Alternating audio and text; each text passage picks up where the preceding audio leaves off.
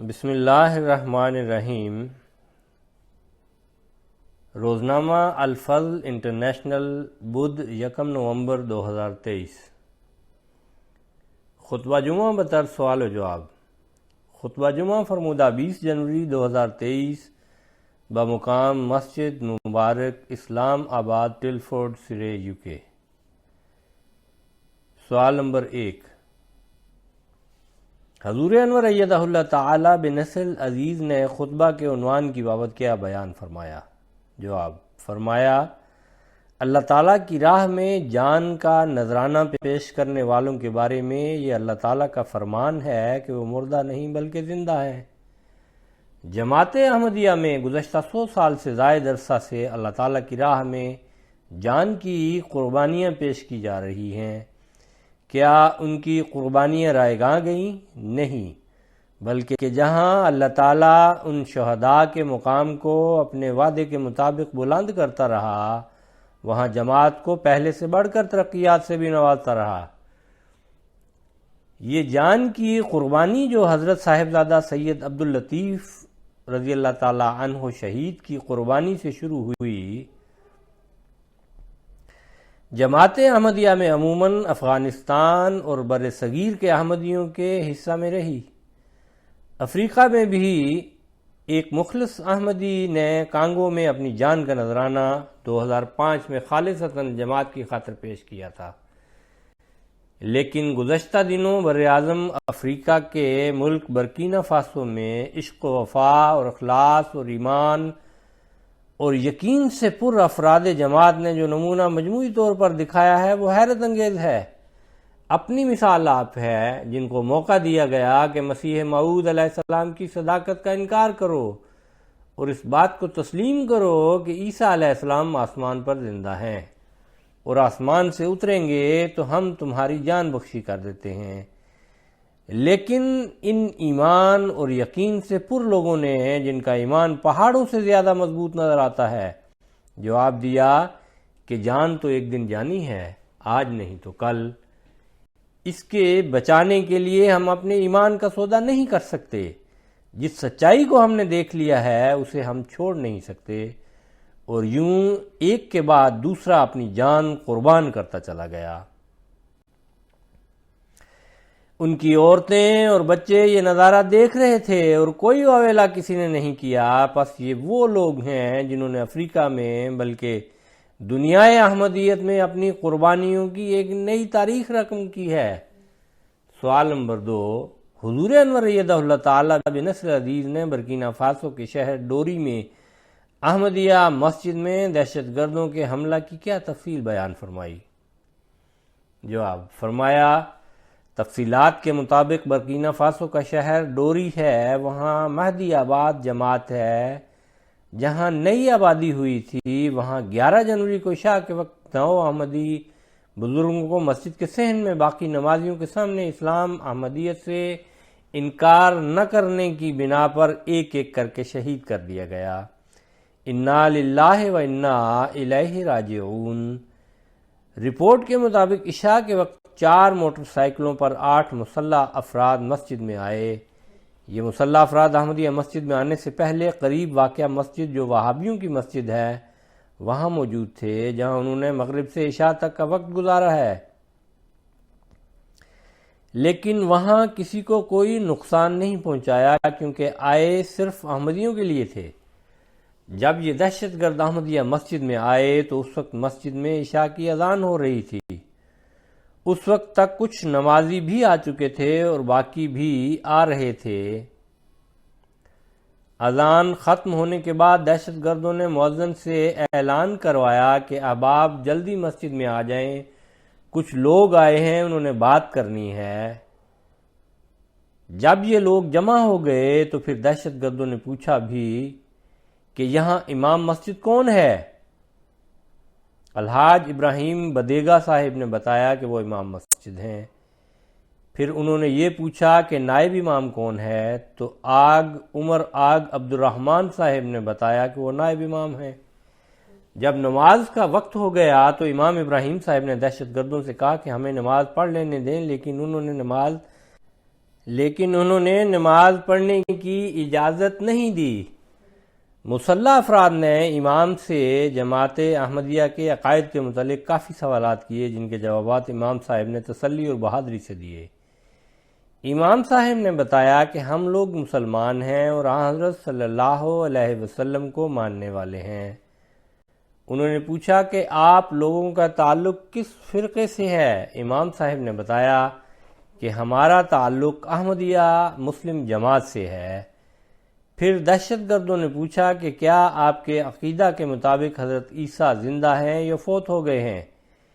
امام صاحب نے کہا کہ حضرت عیسیٰ علیہ السلام وفات پا چکے ہیں۔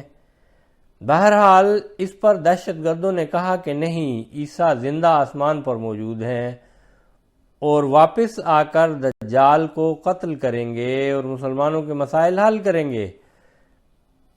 پھر انہوں نے پوچھا کہ امام مہدی کون ہے؟ امام صاحب نے کہا حضرت مرزا غلام محمد قادیانی علیہ السلام امام مہدی اور مسیح موعود کے طور پر آئے ہیں۔ یہ باتیں سن کر آخر پر مسلح افراد نے کہا کہ احمدی مسلمان نہیں بلکہ پکے کافر ہیں۔ اس کے بعد وہ لوگ امام صاحب کو مسجد کے ساتھ ملحق احمدیہ سلائی سینٹر میں لے گئے، جہاں حضرت مسیح موعود علیہ السلام اور خلفاء کی تصاویر لگی ہوئی تھیں۔ وہ تصاویر لے کر امام صاحب کے ساتھ واپس مسجد میں آ گئے اور پھر ان تصاویر کے حوالے سے امام ابراہیم سے سوالات کیے۔ امام صاحب نے حضرت اقدس مسیح موعود علیہ السلام اور خلفاء کے نام بتائے اور ایک ایک تصویر کا تعارف کروایا اور کہا کہ حضرت مسیح موعود علیہ السلام بطور امام مہدی اور مسیح موعود آئے ہیں۔ اس پر انہوں نے کہا کہ نعوذ باللہ، مرزا غلام احمد کا نبوت کا دعویٰ جھوٹا ہے۔ پھر دہشت گردوں نے مسجد میں موجود نمازیوں میں سے بچوں، نوجوانوں اور بزرگوں کے الگ الگ گروپ بنائے۔ اس وقت مسجد میں بچوں اور نوجوانوں، بزرگوں اور خواتین سمیت 60 سے 70 افراد موجود تھے۔ پردے کی دوسری طرف 10 سے 12 لجنہ اس وقت نماز کے لیے موجود تھیں۔ عمر کے لحاظ سے گروپ بنانے کے بعد دہشت گردوں نے بڑی عمر کے افراد سے کہا کہ وہ مسجد کے صحن میں آ جائیں۔ اس وقت کل 10 انصار مسجد میں موجود تھے، جن میں سے ایک معذور بھی تھے۔ جب وہ معذور دوست بھی باقی انصار بھائیوں کے ساتھ کھڑے ہو کر باہر جانے لگے تو انہوں نے یہ کہہ کر بٹھا دیا کہ تم کسی کام کے نہیں، بیٹھے رہو۔ باقی ناؤں کو وہ لے کر صحن میں آ گئے۔ مسجد کے صحن میں کھڑا کر کے امام ابراہیم بدیگا صاحب سے کہا کہ اگر وہ احمدیت سے انکار کر دیں تو انہیں چھوڑ دیا جائے گا۔ امام صاحب نے جواب دیا کہ میرا سر قلم کرنا ہے تو کر دیں، لیکن میں احمدیت نہیں چھوڑ سکتا۔ جس صداقت کو میں نے پا لیا ہے اس سے پیچھے ہٹنا ممکن نہیں۔ ایمان کے مقابلے میں جان کی حیثیت کیا ہے؟ دہشت گردوں نے امام صاحب کی گردن پر بڑا چاقو رکھا اور ان کو لٹا کر ذبح کرنا چاہا، لیکن امام صاحب نے مزاحمت کی اور کہا کہ میں لیٹ کر مرنے کی نسبت کھڑے رہتے ہوئے جان دینا پسند کروں گا۔ اس پر انہوں نے امام صاحب کو گولیاں مار کر شہید کر دیا۔ سب سے پہلی شہادت امام الحاج ابراہیم بدیگا صاحب کی ہوئی۔ چنانچہ انہوں نے اگلے احمدی بزرگ سے کہا کہ احمدیت سے انکار کرنا ہے یا تمہارا بھی وہی حشر کریں جو تمہارے امام کا کیا ہے۔ اس پر بزرگ نے بڑی دلیری سے اور بہادری سے کہا کہ احمدیت سے انکار ممکن نہیں، جس راہ پر چل کر ہمارے امام نے جان دی ہے ہم بھی اسی راہ پر چلیں گے۔ اس پر انہیں بھی سر میں گولیاں مار کر شہید کر دیا گیا۔ پیچھے رہ جانے والے افراد سے بھی فردن یہی مطالبہ کیا گیا کہ امام مہدی کا انکار کر دیں اور احمدیت چھوڑ دیں تو انہیں کچھ نہیں کہا جائے گا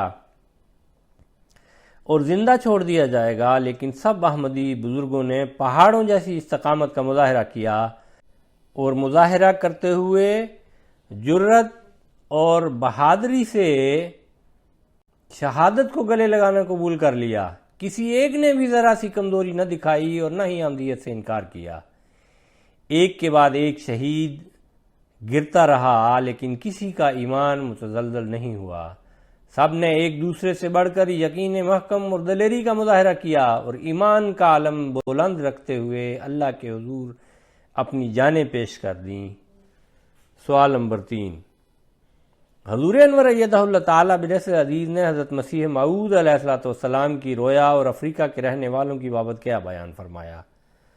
جواب، فرمایا حضرت صاحبزادہ عبداللطیف صاحب رضی اللہ تعالیٰ عنہ شہید کا ذکر کرتے ہوئے حضرت مسیح موعود علیہ السلام نے تذکرۃ الشہادتین میں ایک رویا کا ذکر فرماتے ہوئے لکھا کہ خدا تعالیٰ بہت سے ان کے قائم مقام پیدا کر دے گا۔ آپ علیہ السلام نے اپنی رویا سے یہ نتیجہ اخذ کیا کہ مجھے امید ہے کہ صاحبزادہ صاحب کی شہادت کے بعد اللہ تعالیٰ بہت سے ان کے قائم مقام پیدا کر دے گا۔ ہم گواہ ہیں کہ آج افریقہ کے رہنے والوں نے اجتماعی طور پر اس کا نمونہ دکھا دیا اور قائم مقامی کا حق ادا کر دیا۔ سوال نمبر 4، حضور انور ایدہ اللہ تعالیٰ بنصر عزیز نے جماعت مہدی آباد کے قیام کی بابت کیا بیان فرمایا؟ جواب، فرمایا 1988 کے آخر پر یہاں باقاعدہ مشن شروع کیا گیا تھا۔ جماعت نے تیزی سے ترقی کی۔ 1999 میں ایک گاؤں تکنے ویل کی بھاری اکثریت احمدی ہو گئی اور ایک مخلص جماعت اس جگہ قائم ہو گئی۔ اس گاؤں کے امام الحاج ابراہیم بدیگا احمدیت قبول کرنے سے پہلے اس علاقے کے سب سے بڑے وہابی امام تھے۔ آپ نے بہت تحقیق کے بعد بیعت کی تھی۔ اس گاؤں کے تمام لوگ تماشق قبیلہ سے تعلق رکھتے ہیں اور تماشق زبان بولتے ہیں۔ تماشق لوگوں کی تعداد 2 لاکھ کے قریب بتائی جاتی ہے۔ یہ برکینا فاسو، نائجر، مالی اور الجیریا میں پائے جاتے ہیں۔ 99.9% مسلمان ہیں۔ زیادہ تر متشدد وہابی عقائد رکھتے ہیں۔ تماشق لوگوں میں احمدی ہونے والے زیادہ نہیں ہیں، تاہم برکینا فاسو میں مہدی آباد کے تماشق باشندے حضرت اقدس مسیح موعود علیہ السلام کی بیعت کرنے میں سبقت لے گئے اور اب اتنی بڑی قربانی دے کر اپنا ایک خاص مقام حاصل کر چکے ہیں۔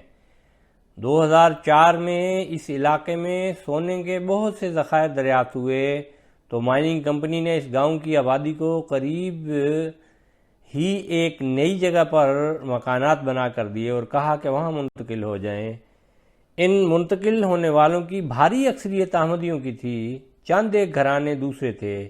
نیا گاؤں بنا تھا جو تقریباً احمدیوں کا ہی گاؤں تھا۔ ابراہیم صاحب نے یہ تجویز دی کہ اس گاؤں کا نام وہ پرانا نہیں رکھنا، چنانچہ انہوں نے مجھے لکھا کہ اس گاؤں کا کوئی نام رکھیں اور پھر اس کا نام مہدی آباد رکھا گیا۔ سوال نمبر 5، حضور انور ایدہ اللہ تعالیٰ بنصر عزیز نے شہداء ڈوری مہدی آباد کی اولادوں کو کیا دعا دی اور ان کے حوالہ سے انتظامیہ کو کیا ہدایت فرمائی؟ جواب، فرمایا یہ احمدیت کے چمکتے ستارے ہیں، اپنے پیچھے ایک نمونہ چھوڑ کر گئے ہیں۔ اللہ تعالیٰ ان کی اولادوں اور نسلوں کو بھی اخلاص و وفا میں بڑھائے۔ دشمن سمجھتا ہے کہ ان کی شہادتوں سے یہ اس علاقے میں احمدیت ختم کر دے گا، لیکن انشاءاللہ پہلے سے بڑھ کر احمدیت یہاں بڑھے گی اور پنپے گی۔ وہاں جو انتظامیہ ہے اس کو اور امیر صاحب کو بھی وہاں حکمت عملی کے ساتھ تبلیغی پروگرام بنانا چاہیے، جہاں پہ ان لوگوں کی تسلی بھی کرانی چاہیے۔ اللہ تعالیٰ ان کے لواحقین کو صبر اور حوصلہ بھی دیتا رہے اور ان کے بزرگوں نے جس مقصد کے لیے اپنی جان کے نذرانے پیش کیے ہیں اس کی اہمیت کو سمجھنے کی بھی ان کو توفیق عطا فرمائے۔ بہرحال ایک حکمت اور منصوبہ بندی سے اب ہمیں وہاں کام کرنا ہوگا۔ اس بارے میں پہلے ہی میں ان کو کہہ چکا ہوں کہ وہاں جائیں اور مقامی لوگوں سے مل کر جامع منصوبے بندی حکمت سے کریں۔ سوال نمبر 6، حضور انور ایدہ اللہ تعالیٰ بنصر العزیز نے سیدنا بلال فنڈ کے حوالے سے کیا ہدایت فرمائی؟ جواب، فرمایا شہداء کے خاندانوں کی ضرورت پوری کرنے کے لیے ان کو پاؤں پر کھڑا کرنے کے لیے خلافت رابعہ سے ہی ایک فنڈ سیدنا بلال فنڈ کے نام سے قائم ہے، جس میں سے شہداء کے لیے خرچ کیا جاتا ہے۔ آج کل اس واقعہ کے بعد بعض لوگ انفرادی طور پر بھی اور تنظیمیں اور جماعت بھی یہ ضروریات پوری کرنے کے لیے کچھ رقمیں بھیج رہی ہیں، یہ ان کے لیے ہے۔ حالانکہ جب فنڈ ایک قائم ہے تو سب کو چاہیے کہ اپنی رقمیں جو بھی دینا چاہتے ہیں سیدنا بلال فنڈ میں جمع کروائیں اور پھر بتا دیں کہ ہم نے یہ رقمیں جمع کروائی ہیں، اور خاص طور پر ہمارا مقصد جو ڈوری کے مہدی آباد کے شہداء ہیں ان کے لیے خرچ کرنا ہے، تو بہرحال مرکز اس کے مطابق فیصلہ کر لے گا۔ مرکز نے تو چاہے رقمیں آئیں یا نہ آئیں، ان لوگوں کی ضروریات کا خیال رکھنا ہے اور پورا کرنا ہے، اور کرے گا انشاءاللہ تعالی۔ سوال نمبر 7، حضور انور ایدہ اللہ تعالی بنصر عزیز نے خطبہ کے آخر پر اور کن مرحومین کا ذکر خیر فرمایا؟ جواب فرمایا، مکرم ڈاکٹر کریم اللہ زیروی صاحب جو صوفی خدا بخش زیروی صاحب کے بیٹے تھے، یہ امریکہ میں رہتے تھے۔ 4 جنوری کو ان کی 83 سال کی عمر میں وفات ہوئی۔ انا للہ و انا الیہ راجعون، اللہ تعالیٰ کے فضل سے موسی تھے۔ نمبر 2، مکرمہ امت اللطیف زیروی صاحبہ جو کریم اللہ زیروی صاحب کی اہلیہ تھیں، امریکہ میں رہتی تھیں اور ملک سیف الرحمن صاحب کی یہ بیٹی تھیں۔ یہ 6 جنوری کو اپنے میاں کی وفات کے 2 دن بعد 78 سال کی عمر میں وفات پا گئیں۔ انا للہ و انا الیہ راجعون، مرحومہ موسیہ تھیں۔